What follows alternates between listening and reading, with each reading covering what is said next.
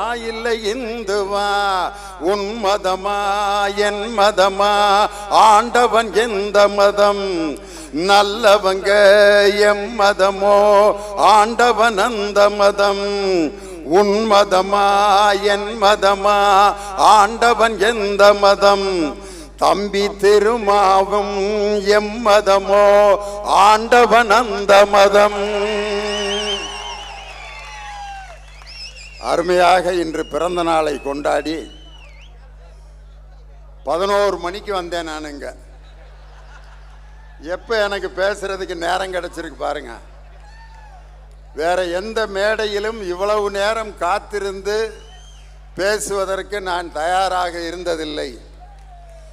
ஒரு மாபெரும் எழுச்சி தமிழனின் பிறந்த நாளுக்காக எத்தனை மணி நேரம் வேண்டுமானாலும் காத்திருந்து இந்த ஒலி வாங்கியில் நான் பேசுவேன். ரொம்ப அற்புதமாக இந்த பிறந்த நாள் நிகழ்ச்சி நடந்து கொண்டிருக்கிறது. கேக் வெட்டி இன்னும் வாழ்த்திலிருந்து அவர் முடியல. நிறைய பேர் இப்போ நிப்பாட்டி வச்சிருக்காங்க. எல்லாரும் என்னைய திட்டிகிட்டு இருப்பாங்க. நாங்கள் வாழ்த்து மடல் எல்லாம் கொண்டு வந்துக்கிட்டு இங்கே நின்றுக்கிட்டு இருக்கோம். இந்த ஆளை வேற குறுக்க பேச விட்டாங்களேன்னு அவங்களுக்கு இடையில தான் இப்போ நான் நின்றுக்கிட்டு இருக்கேன். சிவராத்திரியில் விழித்திருந்தால் சிவலோக பதவிக்கு செல்லலாம் என்ற நம்பிக்கை, வைகுண்ட ஏகாதேசிக்கு விழித்திருந்தால் வைகுண்ட பதவிக்கு போகலாம் என்று ஒரு நம்பிக்கை. ஆனால் இந்த விடுதலை சிறுத்தைகள் இன்று விழித்திருக்கின்ற இந்த இரவு பாசிசத்தை அடக்கி ஒரு இலட்சியத்தை அடைகின்ற அந்த இலக்கை நிர்ணயிக்கின்ற ஒரு இரவு இது. இன்னைக்கு கிருஷ்ண ஜெயந்தி, அதாவது கிருஷ்ணருக்கு பிறந்த நாள். கிருஷ்ணருடைய நிறமும் கருப்பு தான். அந்த கிருஷ்ணர் எப்படி அர்ஜுனருக்கு தேரோட்டியாக இருந்து இந்தியா கூட்டணி என்ற ரதத்தை எங்கள் தலைவர் மு.க. ஸ்டாலின் என்ற அர்ஜுனன் நடத்தி கொண்டிருக்கக்கூடிய அந்த ரதத்திற்கு தேரோட்டியாக இருக்கின்ற கிருஷ்ணன் யார் என்றால் எங்கள் அன்பு சகோதரர் தொல் திருமா. பாசிசத்தை அடக்குகின்ற இந்தியா கூட்டணி என்ற தேருக்கு அர்ஜுனராக இருக்கும் எங்கள் தளபதி மு.க. ஸ்டாலினுக்கு தேரோட்டியாக வாய்த்த ஒரு அற்புதமான கிருஷ்ணன் தான் என் அருமை சகோதரர் தொல் திருமா அவர்கள். தொல்காப்பியன் திருமாவளவன், என்ன பேர் பாருங்க. அடடடடா. தொல்காப்பியம்ங்கிற அந்த இலக்கண நூலில் தான் 8 வகை மெய்ப்பாட்டியலில் முதல் வகை மெய்ப்பாடு என்று எதை சொன்னார்கள்னா, நகையே, அழுகை, இழிவரல், மறுக்கை, அச்சம் என்று 8 வகை மெய்ப்பாட்டியல். அதுல முதல் மெய்ப்பாடு எதுன்னா நகை, அதாவது சிரிப்பு. 60வது பிறந்த நாளில் நான் பேசிய அந்த பேச்சை கேட்டு அவர் துள்ளி குதித்த அந்த சிரிப்பை பார்த்து உலகமே அயர்ந்து போனது. அதே சிரிப்பை 4 ஆண்டுகளுக்கு பிறகு இந்த மேடையில் பார்க்க வேண்டும், கேட்க வேண்டும் என்ற நோக்கத்தில் நீங்கள் எல்லாம் ரொம்ப ஆர்வமாக இங்கே அமர்ந்திருக்கிறீர்கள். எனக்கு ரொம்ப பிடிச்சிருந்த கூட்டத்தில் என்னன்னா, இந்த பானையில் ஒருத்தர் பூவை போட்டுக்கிட்டே இருந்தார் பாருங்க.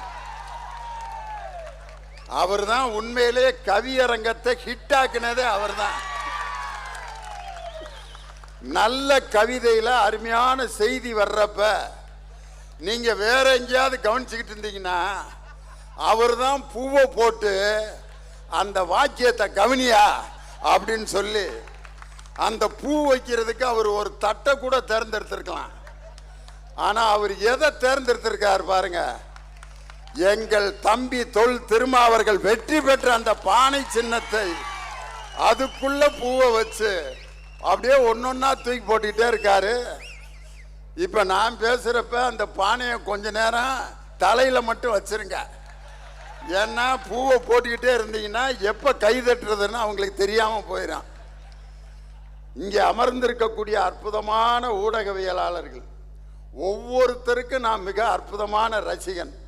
இந்த மேடையில் உட்கார்ந்துருக்க அவ்வளவு பேருக்கு நான் ரசிகன். இந்த அருமையான நிகழ்ச்சியில் நம்ம எல்லாரும் வியந்து கேட்ட பேச்சு எதுன்னா, ஒரு ஓய்வு பெற்ற காவல்துறை அதிகாரி அருமை சகோதரி வனிதா அவர்கள் ஒரு காவல்துறை அதிகாரியாக இருந்து அந்த காவல்துறை அடக்குமுறையை மீறியதால் தான் அதை மீறி மீறி வளர்ந்த இயக்கம் விடுதலை சிறுத்தைகள். அதனால் தான் இவ்வளவு பெரிய கூட்டம் என்று ஒரு காவல்துறை அதிகாரியின் வாயில் பாராட்டப்பட்ட ஒரு இயக்கம் எது என்றால் அது என் சகோதரர் திருமா அவர்கள் இயக்கி கொண்டிருக்கக்கூடிய விடுதலை சிறுத்தைகள். அதனால நல்ல சிரிக்கணும். முதல்ல இந்த சிரிக்காத ஆளால தான் நாட்டில் பெரிய பிரச்சனைய. நானும் ஒரு கூட்டத்தில் 2 மணி நேரம் பேசிட்டே இருக்கேன். முன் வரிசையில் ஒரு 5 பேர் இருந்தா 2 மணி நேரம் இதே மாதிரியே இருந்தான். என்னடா அப்படி இருக்காங்க, ஒருவேளை தமிழ் தெரியலையான்னு கேட்டா தமிழ்ல தான் பேசிக்கிறேன், அல்லது காது கேட்கலையான்னு பார்த்தா கூப்பிட்டா திரும்புறேன். அப்புறம் ஏன்டா சிரிக்கல அப்படின்னு பார்த்தா அங்க மேட்ரு இல்லை. இதை நான் சொல்லல, கலைவாணர் NS கிருஷ்ணன் சொன்னார். சிந்திக்க தெரிந்த மனித குலத்திற்கே சொந்தமான கையிருப்பு வேறு எந்த ஜீவராசிகளும் செய்ய முடியாத செயலாகும் இந்த சிரிப்பு. இது அதிகாரிகளின் ஆணவ சிரிப்பு. இது சதிகாரர்களின் சாகச சிரிப்பு.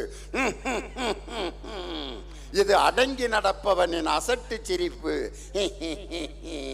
இது சங்கீத சிரிப்பு.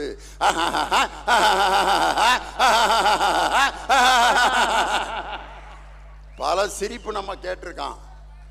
ஆனால் என் தம்பி தொல் திருமா சிரிக்கிற சிரிப்பு இருக்கு பார்த்தீங்களா,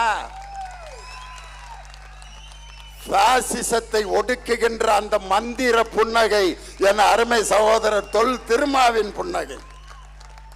சிரிக்கணும் முதல்ல. இதை மட்டும் கலைவாணர் NS கிருஷ்ணன் சொல்லல. இன்னைக்கு என்ன தலைப்பு எங்களுக்கு கொடுத்திருக்காங்கன்னா மதச்சார்பின்மை. என் தம்பி தொல் திருமாவை ஒரு ஜாதியினுடைய பிரதிநிதியாக, ஒரு ஜாதி சங்க தலைவராக என்னால் பார்க்க முடியவில்லை. இந்த உலகத்தில் இருக்கக்கூடிய அனைத்து மக்களுக்கும் விடிவு காலத்தை ஏற்படுத்தக்கூடிய ஒரு ஒப்பற்ற தலைவர் என் சகோதரர் தொல் திருமா. காரணம், அவர் எடுத்திருக்கிற இயக்கம்லாம் எப்படிப்பட்ட இயக்கம் பார்த்தீங்களா? தேசம் பாதுகாப்போம், மதுவை ஒழிப்போம், மதச்சார்பின்மையை நிலைநாட்டுவோம். மதுவை ஒழிப்போம்னு ஒரு மாநாடு நடத்தினார். அதுக்கு எங்க திராவிட முன்னேற்ற கழகத்திலிருந்து 2 பேர் அந்த மாநாட்டில் கலந்து வாழ்த்துறை வழங்கினாங்க. மதுங்கிறது எல்லாத்தையும் கெடுக்கிற விஷயம்தான். எந்த ஜாதிக்காரன் குடிச்சாலும் லிவர் பாதிக்கத்தான் செய்யும். எந்த மதத்துக்காரன் தண்ணியா போட்டாலும் லிவர் அவுட்டு. அது இந்துவா இருந்தாலும், கிறிஸ்தவனா இருந்தாலும், இஸ்லாமியனா இருந்தாலும், உயர்ந்த ஜாதியா இருந்தாலும், தாழ்ந்த ஜாதியா இருந்தாலும், மது என்பது ஒரு மனிதனின் உடலையும் மனதையும் கெடுக்கக்கூடியது. இது உலகத்திற்கே பொதுவான ஒரு விஷயத்தை எடுத்து மதுவை ஒழிப்போம் என்று மாநாடு நடத்தக்கூடிய தில்லு ஒரு தலைவருக்கு இருக்குன்னா அது என் சகோதரர் தொல் திருமாவுக்கு தான். இந்த கூட்டத்தில் நிறைய பேர் தண்ணி போட்டு பழகினவங்க இருக்கலாம். அவங்கெல்லாம் எப்படி பழகினீங்கன்னு யோசனை பண்ணி பாருங்க. அந்த தண்ணி போட்டுக்கிட்டு இருப்பாங்க, இந்த பழக்கம் இல்லாத ஒருத்தன் உட்காந்துருப்பேன். அவனை எப்படி தட்டேத்து வாங்கி தெரியுமா? மாப்பிள்ள கொஞ்சம் வேணாண்டா, எனக்கு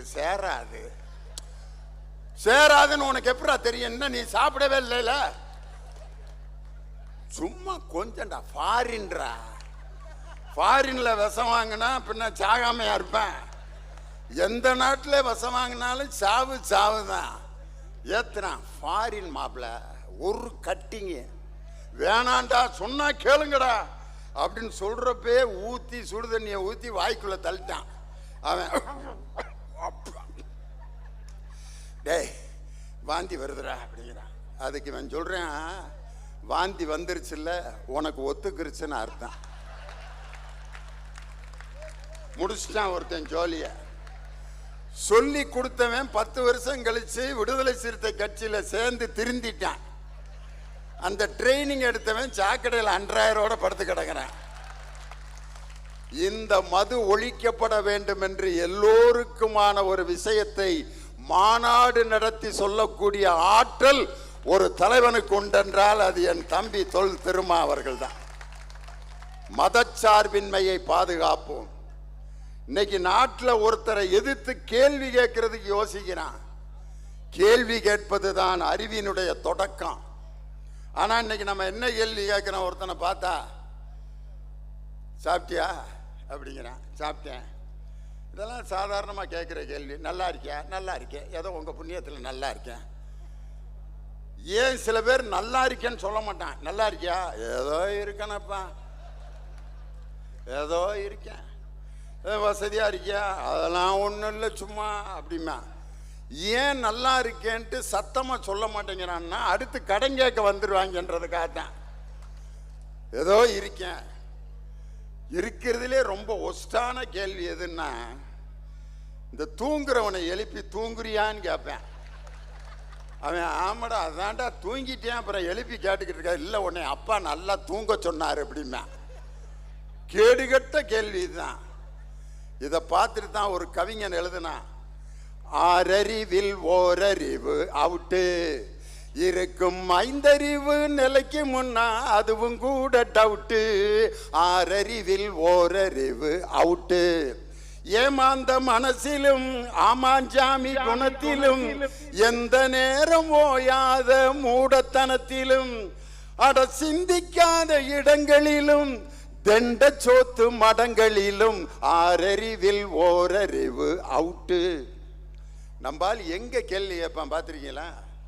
இந்த டெத்து வீட்டில் அந்த இலவை பறி கொடுத்துட்டு ஒருத்தன் நின்றுட்டு இருப்பான். அவன்கிட்ட போய் கையை பிடிச்சி, மாப்பிள்ள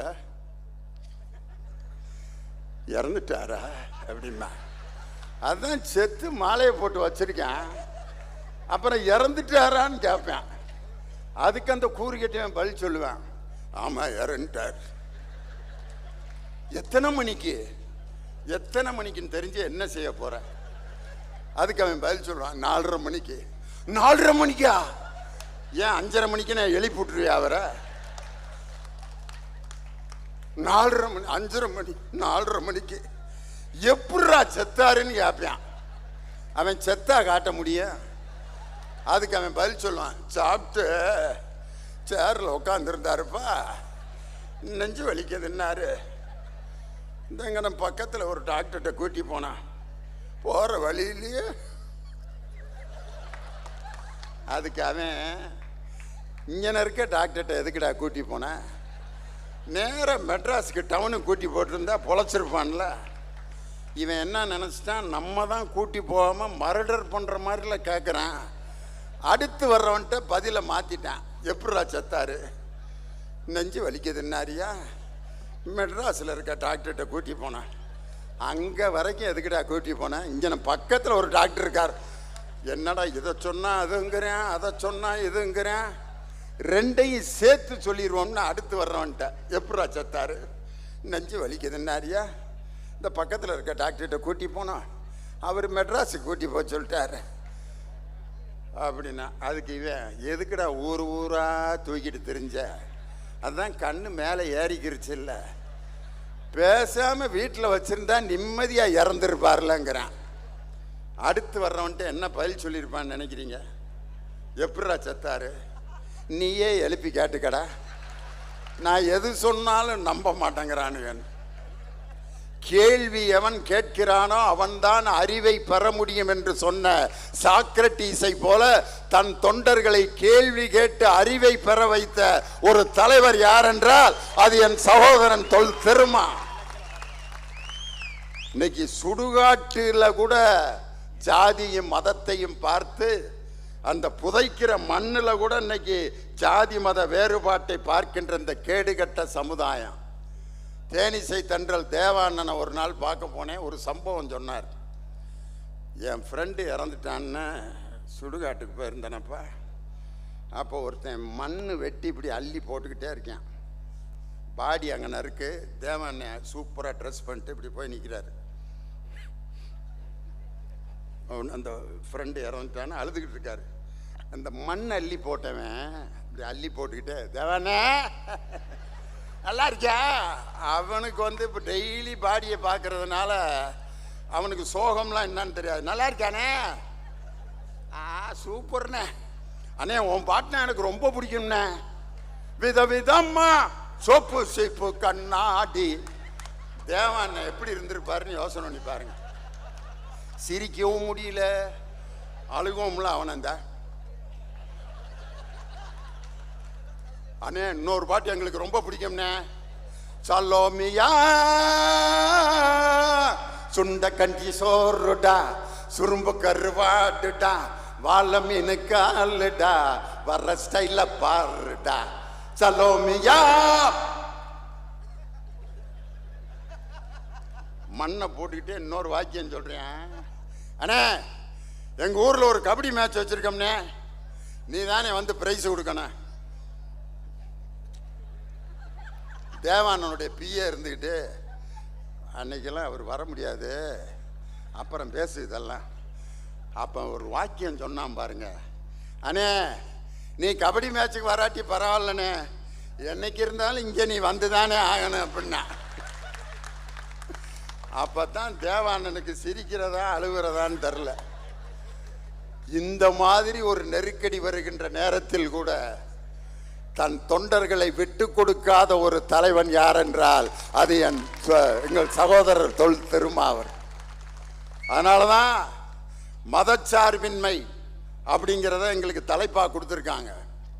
உள்துறை அமைச்சர் மாண்புமிகு அமித்ஷா அவர்கள் மதுரைக்கு வந்தபோது ஒரு பேச்சு பேசினார். என்ன பேச்சுன்னா, திராவிட முன்னேற்ற கழகத்துக்காரர்கள் திருப்பரங்குன்றத்தை சிக்கந்தர் மலையாக மாற்றிவிட்டார்கள். ஏயா யாராவது இது வரைக்கும் அப்படி சொன்னோமா? அந்த தொகுதிக்கு பேரே திருப்பரங்குன்றம் தொகுதி தான். யாராவது சிக்கந்தர் மலை தொகுதின்னு சொல்லியிருக்கோமா? பாட்டு இது வரைக்கும் பூவை செங்குட்டுவன் எழுதின பாட்டு, திருப்பரங்குன்றத்தில் நீ சிரித்தால் முருகா திருத்தணி மலை மீது எதிரொலிக்கும் அப்படின்னு தான் பாட்டு இருக்கு. சிக்கந்தர் மலை மீது நீ சிரித்தால் முருகா நாகூர் தர்காவிலே எதிரொலிக்கும் அப்படியா பாடியிருக்கான். ஒரு உள்துறை அமைச்சர் ஒரு ஊருக்கு வந்து திருப்பரங்குன்றத்தை சிக்கந்தர் மலையாக மாற்றிவிட்டார்கள் என்று அரசியலுக்குள் மதத்தை புகுத்திய அந்த பாஜகவுக்கு சிம்ம சொப்பனமாக பாராளுமன்றத்தில் இருக்கின்ற ஒரு அன்பு தலைவர் என் சகோதரர் தொல் Thiruma.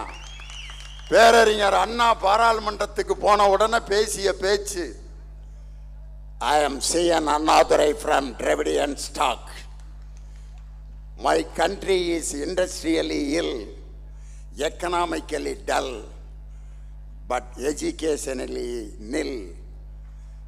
I am C.N. Annadurai from Dravidian stock. I am from Madras state, which would be called as Tamil Nadu in future. அப்படின்னார். ஆங்கிலத்தில் பேசிய அண்ணாவின் பேச்சை கேட்டு அன்று பாராளுமன்றமே வியந்து பார்த்தது. அதே போல் என் தம்பி தொல் திருமா பாராளுமன்றத்தில் பேசிய அந்த ஆங்கில உரை அனைத்து கட்சிக்காரர்களும் யார் இந்த மனிதர் என்று பார்க்கின்ற அளவிற்கு தமிழகத்தினுடைய கோரிக்கைகளையும் சிறப்புகளையும் ஆங்கிலத்திலே கம்பீரமாக புரட்சியாளர் அம்பேத்கரை போல் பேசிய தலைவர். அதுக்காக தான் லியோனி 1:30 மணிக்கு இங்கே பேசிட்டு இருக்கேன். 1:30 மணிக்கு ஒருத்தருடைய பிறந்த நாளில் இதுவரைக்கும் என் வாழ்க்கையில் நான் பேசினதே கிடையாது. எங்கள் வீட்டுக்காரமா கேட்குறாங்க, என்பையா மீட்டிங்லாம் போயிட்டா 10:30க்கெலாம் வந்துடுவேன், 10:30க்கு பிறப்பிட்டு போறியே என்னையா அப்படி மீட்டிங்னு கேட்டாங்க. மற்ற எல்லா கூட்டங்களை விட இது வித்தியாசமான கூட்டம், அதுக்காகத்தான் நான் போறேன்னு. அந்த அருமையான ஒரு தலைவனுக்கு இன்று பிறந்த நாள். அந்த அமித்ஷா அது மட்டுமா பேசினாரு? பாராளுமன்றத்தில் என்ன பேசினார்னா, இப்பொழுது அம்பேத்கர் அம்பேத்கர் என்று சொல்வது ஒரு ஃபேஷன் ஆகிவிட்டது. கடவுளுடைய பெயரை சொன்னாலாவது நாட்டில் நல்லது நடக்கும். ஒரு உள்துறை அமைச்சர் பேச வேண்டிய பேச்சாயாது?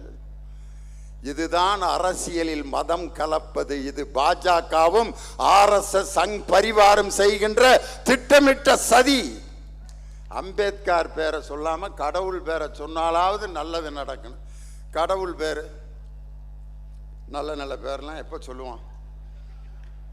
ஏதாவது தப்பாக சொல்லிட்டா சிவ சிவா அப்படிமா, அப்படின்னா என்ன அர்த்தம்? தப்பாக சொல்லாதரான்ட்டு சிவா சிவான்னு. அதே மாதிரி நான் செவனேன்னு கடந்தேன், என்னை வந்து வம்புழுத்துட்டேன் அம்மா. செவனேன்னு கிடக்கிறதுனா என்ன அர்த்தம்னா சும்மா இருக்கிறதுன்னு அர்த்தம். செவனேன்னு இருக்கேன், இதுதான் சக்தி இருந்தால் செய்ய, இல்லாட்டி செவனேன்றான்ட்டு நம்ம கிராமத்தில் ஒரு பழமொழி இருக்கு. இன்னைக்கு நான் கேட்குறேன், ஒருத்தன் நல்ல காரியத்துக்கு போகிறப்ப கோவிந்தா கோவிந்தா அப்படின்னு சொன்னால் ரொம்ப நன்றியா அப்படின்னு சொல்லுவான். அவன் சொல்லி பாருங்க, யாராவது ஒருத்தர் பரீட்சைக்கு போகிறீங்க, தம்பி போகிறாரு, பரீட்சைக்கு போயிட்டு வரவா, போயிட்டு வா கோவிந்தா, அப்படியே நான் பரீட்சையில் பாஸ் ஆகணுமா வேணாமாடான்ட்டு. அது உண்மையிலே ஒரு கடவுள் பேர் தான். ஆனால் அதை சொன்னால் யாராவது அதை நல்லதுன்னு ஏற்றுக்கிறானா? ஒரு கல்யாணத்தில் தாலி கட்டுறப்ப பக்கத்தில் போய் நின்று கோவிந்தா கோவிந்தா கொன்னே விடுவாங்க நம்மளை. அது என்ன கடவுள் பேரை சொன்னால் நல்லது நடக்கும், அம்பேத்கர் பேரை சொல்வது வாடிக்கையாகிவிட்டது என்று. ஒருமையுள் தாம் பெற்ற கல்வி எழுமையும் ஏமாப்புடைத்து என்று புரட்சியாளர் அம்பேத்கர் கற்ற கல்வி இந்த உலகம் முழுவதற்கும் பயன்படுத்திய தலைவர் புரட்சியாளர் அம்பேத்கர். அவர் வெளிநாட்டில் படித்துவிட்டு வந்தவுடன் உச்சநீதிமன்ற நீதிபதி பொறுப்பு அவருக்கு தரப்பட்டது, வேண்டாம் என்று விட்டார். மிகப்பெரிய கவர்னர் பொறுப்பு தரப்பட்டது, வேண்டாம் என்று சொல்லிவிட்டார். எந்த பொறுப்பை ஏற்றுக்கொண்டார் என்றால் சட்ட அமைச்சர் பொறுப்பை ஏற்றுக்கொண்டார். ஏனென்றால் இந்திய அரசியலமைப்பு சட்டத்தை உருவாக்கி என் மக்களை நான் தாழ்நிலையில் இருந்து உயர்த்துவதற்கு அந்த பொறுப்பை தான் நான் ஏற்றுக்கொள்வேன் என்று சொன்ன சட்ட மாமேதை அம்பேத்கருடைய அந்த வழியில் உண்மையிலேயே முருகனை இன்னைக்கு அவர்கள் பயன்படுத்தி அரசியல் தலைவராக இன்னைக்கு முருகனை வச்சு ஓட்டு கேட்டுக்கிட்டு இருக்காங்க. ஒரே ஒரு செய்தியை சொல்லி முடிச்சிடறேன். நான் நடித்த கங்கா கௌரின்னு ஒரு படம் பார்த்துருப்பீங்க. வடிவேலும் அருண் எனக்கு மகனுகளாக நடிச்சிருப்பாங்க. அதில் கஞ்சனை நடிச்சிருப்பேன். அப்போ ராத்திரி தூங்குறப்ப சாவி கொத்தை வச்சுட்டு இப்படியே தூங்கிட்டு இருப்பேன். என் மகனுங்க 2 பேரும் கொள்ளையடிக்கிறதுக்கு ஐடியா பண்ணி அந்த சாவி கொத்தை எடுத்துட்டு ஒரு வேல் கம்பை சொருகி விட்டுருவாங்க. சொருகி விட்டு சாவி எடுத்துட்டு அவங்க பீரோவை திறந்து பணத்தை எடுத்துகிட்டு போயிட்டான். நான் வேல் கம்பை பிடிச்சிக்கிட்டே இருந்துட்டு காலையில் பார்த்து, முருகா என்ன முருகா திடீர்னு என் கைக்கு வந்துட்டேன் அப்படின்ட்டு. நான் முருகனை கும்பிட்டுக்கிட்டு இருக்கேன், என் சொத்தை பூரா கொள்ளையடிச்சிட்டு போயிட்டாங்க. பாஜக இப்படித்தான் முருகன் மாநாட்டை நடத்தி மக்கள் கையில் அந்த வேல்கம்பை கொடுத்து நமது சொத்துக்களை எல்லாம் கொள்ளையடித்து வருவதற்காக அந்த முருகன் மாநாட்டை நடத்தி கொண்டிருக்கிறார்கள். மதத்தால் பிளவுபடுத்துகின்ற அந்த பாஜகவினுடைய சூழ்ச்சியை முறியடிக்க வேண்டும். இன்னைக்கு எப்படிப்பட்ட மத ஒற்றுமை இன்னைக்கு நம்ம நாட்டில் இருக்கு. ஒரு கோயிலில் சாமி கும்பிட்டு, ஒரு கணவன் மனைவி சாமி கும்பிட்டு விபூதியெல்லாம் அடிச்சுட்டு மனைவியை பின்னால் உட்கார வச்சு இப்படி ஓட்டிட்டு வர்றான். அவங்க பின்னால் உட்காந்து வர்றதுலேயே கல்யாணம் முடிஞ்சு எத்தனை வருஷம் ஆச்சுன்னு கண்டுபிடிச்சிடலாம். பின்னால் உட்காந்து இறுக்க இடுப்பை பிடிச்சிருக்காங்கன்னா இப்போ தான் மேரேஜ் ஆயிருக்குன்னு அர்த்தம். இந்த சட்டை காலரை மட்டும் பிடிச்சிட்டு வந்திருக்காங்கன்னா மேரேஜ் ஆகி 3 வருஷம் ஆச்சுன்னு அர்த்தம். இந்த பேண்ட்டில் இருக்க கொக்கியில் விரல மாட்டிட்டு உட்காந்துருக்கான், கல்யாணம் ஆகி 6-7 வருஷம் ஆச்சுன்னு அர்த்தம். பின்னால் கம்பியை பிடிச்சிட்டு உட்காந்துருக்குன்னா 15 வருஷம் ஆச்சுன்னு அர்த்தம். எதையுமே பிடிக்காம இருந்துச்சுன்னா 20 வருஷம் ஆச்சுன்னு அர்த்தம். ஏன்னா விழுந்தா 2 பேரும் சாமன், இனிமே வாழ்ந்தா என்ன வாழாட்டி என்னான்ட்டு. பின்னால் மனைவியை உட்கார வச்சு ஓட்டிட்டு வர்றான். அப்போ அந்த அம்மா அந்த சேலையை கவனிக்காமல் அந்த சேலை சக்கரத்தில் சுற்றி, அந்த சேலை முழுவதும் சக்கரத்தில் சுற்றிருச்சு. மேலாடை இல்லை அந்த பொண்ணுக்கு. 2 கையை வச்சு தன் மானத்தை மறைப்பதற்கு நின்று கொண்டிருந்தால் அந்த தமிழ் சகோதரி. அந்த நேரத்தில் ஒரு இஸ்லாமிய பெண் நல்ல ஃபர்தா போட்டுக்கிட்டு 2 வீலரில் வர்றாங்க. இந்த காட்சியை பார்த்துட்டு உடனே தன் தலையில் அமர்ந்திருந்த அந்த பர்தாவை கலட்டி அந்த தமிழச்சியின் உடம்புல போட்டுட்டு, என் மத அடையாளம் எனக்கு முக்கியமில்லை, ஒரு தமிழச்சியின் மானம்தான் எனக்கு முக்கியம் என்று சொல்லி மத ஒற்றுமை நிலைநாட்டிய மண் இந்த தமிழகம். அதனால பாஜகவின் சூழ்ச்சி இந்த தமிழகத்தில் எந்த காலத்திலும் வெல்வதற்கு வாய்ப்பே இல்லை. அப்படிப்பட்ட மதத்தினால் நம்மை பிளவுபடுத்துகின்ற அந்த சக்தியிடமிருந்து நம்மை மீட்கக்கூடிய மிகப்பெரிய ஆயுதம் நமது கையில் இருக்கக்கூடிய தந்தை பெரியாரின் சித்தாந்தமும் அண்ணல் அம்பேத்கர் அவர்கள் கற்றுக் கொடுத்த படி கற்பி புரட்சி செய் என்ற அந்த சிந்தனைகளும் தான். இன்னைக்கு நான் ஒரே ஒரு செய்தியை சொல்லி முடிச்சிடுறேன்.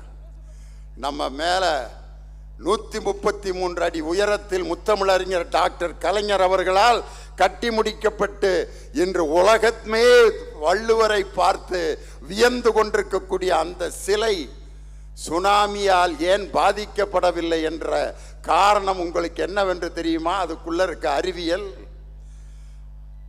8 அடி அகலம், 16 அடி நீளம், கீழே இருக்கக்கூடிய அந்த மேடை உள்ளுக்க காற்று இருக்கக்கூடிய ஒரு மேடை. அந்த மேடையிலிருந்து அந்த 133 அடி உள்ள அந்த வள்ளுவர் சிலை உள்ளே குகை போல உள்ளீடற்ற ஒரு இடைவெளிக்குள் தான் அந்த வள்ளுவர் சிலை இருக்கிறது. அதற்குள் காற்று உள்ளே போய் வந்து கொண்டிருக்கிறது. இந்த சிலை அமைப்பிற்கு பெயர் திராவிட மாடல் சிலை அமைப்பு. திராவிடர்கள் அமைத்த சிலைகள் அனைத்துமே உள்ளுக்குள் காற்று புகுந்து மீண்டும் வெளியே வருகின்ற அந்த சிலை. அதனால்தான் சுனாமி என்ற காற்று அடிக்கும் பொழுது உள்ளே இருக்கும் காற்றும் வெளியே இருக்கும் காற்றும் சம அளவில் இருந்ததால் தான் வள்ளுவன் என்ற அந்த சிலையை அந்த சுனாமி என்ற பேரலை கீழே தள்ளிவிடாமல் மீண்டும் திரும்பி சென்றது என்று சொன்னால், அந்த காலத்திலேயே அறிவியல் பூர்வமாக சிந்தித்த இனம் நம் திராவிட இனம், தமிழினம் என்பதை அந்த திருவள்ளுவருடைய சிலையே இன்னைக்கு நமக்கு நிலைநாட்டி கொண்டிருக்கிறது. இன்னைக்கு பார்த்தீங்கன்னா மெல்லிசை மன்னர் MS விஸ்வநாதன் இசை கலை அனைத்துமே மதத்திற்கு அப்பாற்பட்டது. மெல்லிசை மன்னர் MS விஸ்வநாதன் முகமது பின் துக்ளக் அப்படிங்கிற படத்துக்கு அவர் டைட்டில் சாங் பாடணும். கவிஞர் வாலி எழுதிட்டாரு அல்லாவை பற்றிய ஒரு பாடல். அந்த பாடலை எழுதி முடிச்சுட்டு அந்த படத்தினுடைய டைரக்டர் தயாரிப்பாளர் அவர் இந்த பாட்டை முகமது ரஃபி பாடினா நல்லா இருக்கும் அப்படின்னு சொல்லி முகமது ரஃபியை பாட வச்சார். முகமது ரஃபியை எங்கே பாம்பேலேருந்து கூப்பிட்டு ட்ரைனிங்லாம் கொடுத்து எல்லாம் பாடியாச்சு. ஆனால் ஷோவுக்கு இந்த பாட்டு முகமது ரஃபி பாடினது நல்லா இல்லை, நம்ம MS விஸ்வநாதனே பாட வைப்போம் அப்படின்னு அவர் சொல்கிறாரு. இல்லை முகமது ரஃபி MS விஸ்வநாதன் சீட்டு போட்டு எடுத்துருவோம்யா அப்படின்ட்டு முகமது ரஃபி MS விஸ்வநாதன் 2 பேர்த்து பேரையும் போட்டு சீட்டு போட்டு எடுத்தாங்க. MS விஸ்வநாதன் பேர் வந்துச்சு. MS விஸ்வநாதன் தான் அந்த பாட்டு பாடினார். இவ்வளோ பெரிய விபூதி குங்குமம் அடிச்சுக்கிட்டு MSV பாடின அந்த இஸ்லாமிய பாடல் இதுவரை இஸ்லாமியர்களுக்கான பாடல் பெஸ்ட் சாங் அதுதான். அல்லாஹு அக்பர்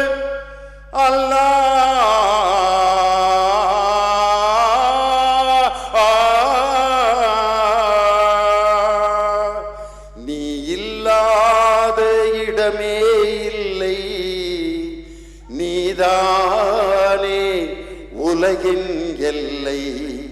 அல்லாஹ் அல்லாஹ் அல்லாஹ் அல்லாஹ்.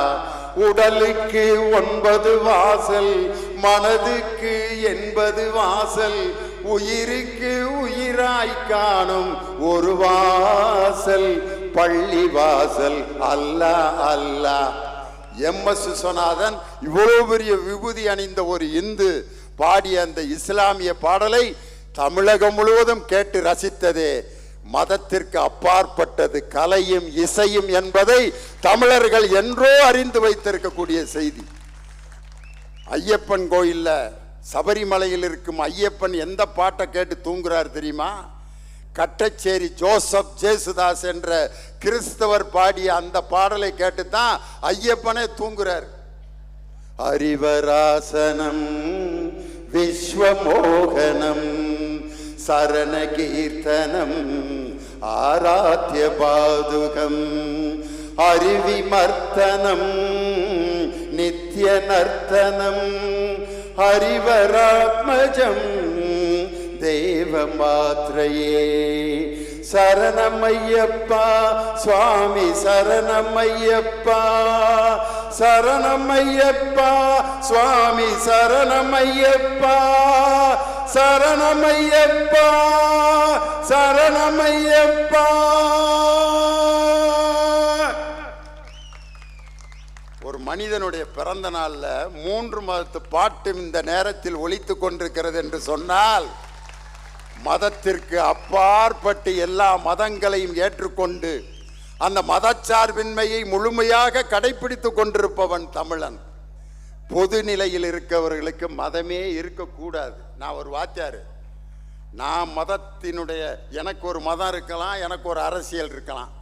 அதை போய் வகுப்பில் நான் போய் வகுப்புக்கு போகிறேன், சயின்ஸ் வாத்தியார் நான். குட் மார்னிங் சார், ஹல்லேலூயா, இயேசுவுக்கு புகழ். எல்லாம் எந்திரிச்சு ஹல்லேலூயா சொல்லுங்க. கிறிஸ்துவாகிய இயேசு நம்மை மீட்க. எல்லாரும் இப்படியே பார்ப்பாங்க, வாத்தியாருக்கு பைத்தியம் பிடிச்சிருச்சாங்க.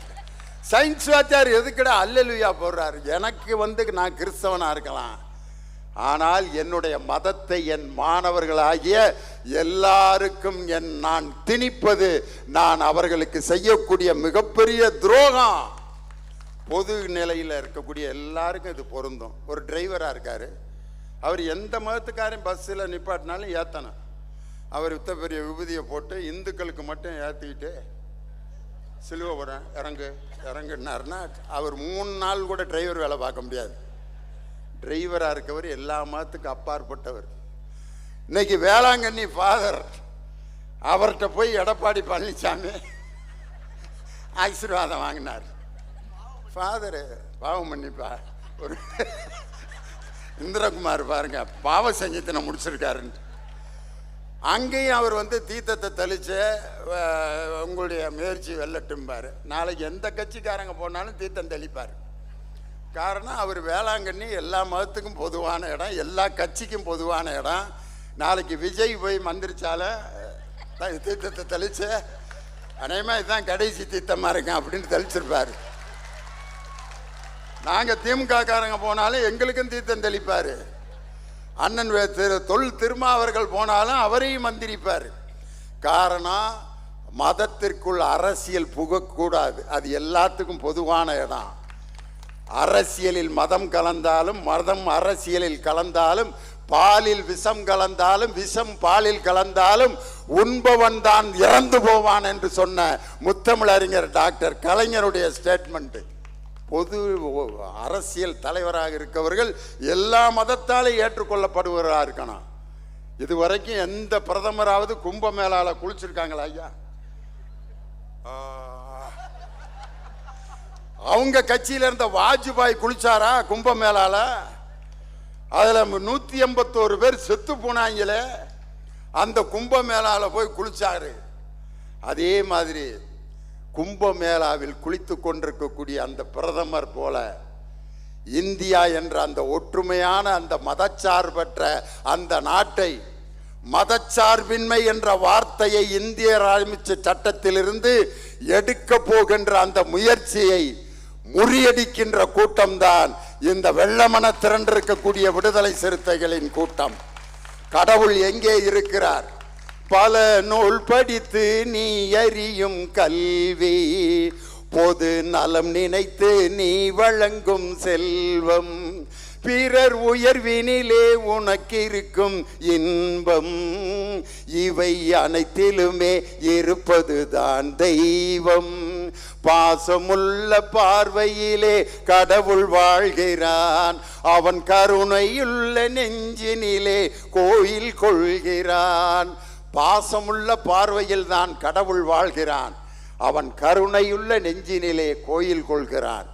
பாசிசம் என்ற மத யானையை வீழ்த்துகின்ற அந்த போர் வீரரான எங்கள் தளபதி மு.க. ஸ்டாலினின் கையில் அந்த மத யானையை வீழ்த்துகின்ற அங்குசம் யார் என்றால், அந்த அங்குசம் தான் என் சகோதரர் தொல் திருமா. பாசிசம் என்ற மத யானையை வீழ்த்துகின்ற அந்த அங்குசத்தை நீங்கள் அனைவரும் எழுந்து கரவொலி எழுப்பி இந்த பாசிசத்தை ஒழித்து மதச்சார்பின்மையை பாதுகாப்போம் என்று எழுந்து நின்று உறுதியேற்போம். பாசிசத்தை வீழ்த்துவோம் வீழ்த்துவோம் வீழ்த்துவோம் வீழ்த்துவோம் பாசிசத்தை வீழ்த்துவோம். பாதுகாப்போம் பாதுகாப்போம். மதச்சார்பின்மையை பாதுகாப்போம். வீழ்த்துவோம் வீழ்த்துவோம். பாசிசத்தை வீழ்த்துவோம். பாதுகாப்போம் பாதுகாப்போம். மதச்சார்பின்மையை பாதுகாப்போம். நன்றி, வணக்கம்.